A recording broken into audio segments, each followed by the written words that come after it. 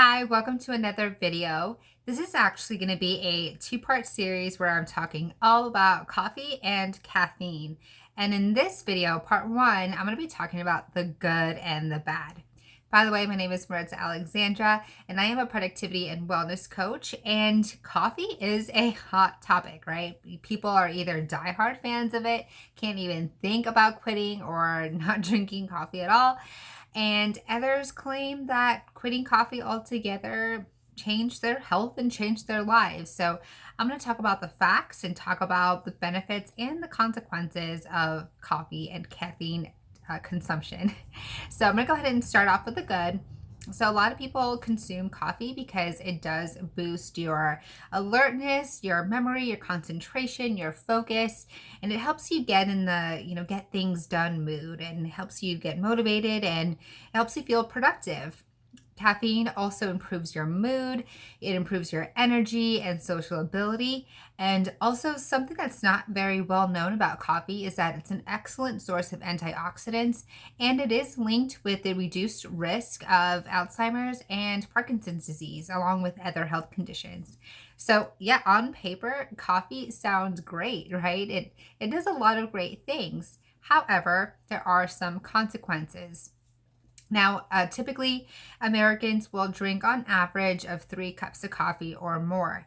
So, this high quantity of coffee, along with the quality of coffee, which we're about to talk in a moment, is what can lead to problems.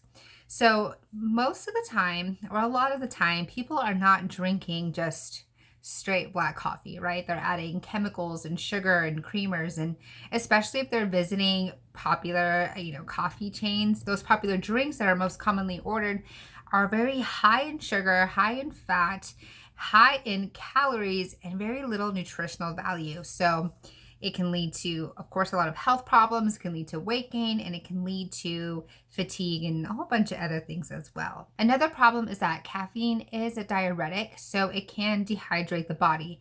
And Americans are also chronically dehydrated, so this can make that problem worse. Also, caffeine can inhibit the absorption of certain vitamins and minerals, and it actually increases the excretion of certain minerals like potassium, magnesium, iron, and calcium, which can lead to problems down the road as well. And lastly, caffeine can have a really big impact on stress and fatigue. And this is something that I really want to talk about because it is a problem and it absolutely can affect our performance and productivity.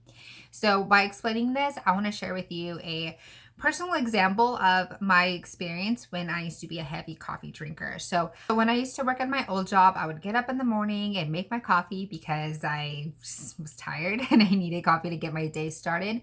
I would drink the coffee, then I would go to work and I would start to feel the effects, and I felt like I can get my work done. And at the time, I didn't realize that what I was experiencing was the fact that the coffee, the caffeine, was actually inducing the stress response in my body, whether or not I actually felt stressed or not. So, caffeine can release adrenaline in your body. So, you have adrenaline, you have this energy flowing through your body, and like most Americans, I was very sedentary. And so I had this pent up energy and wasn't doing anything with it. So I actually made myself exhausted, and I reached for that second and that third cup of coffee.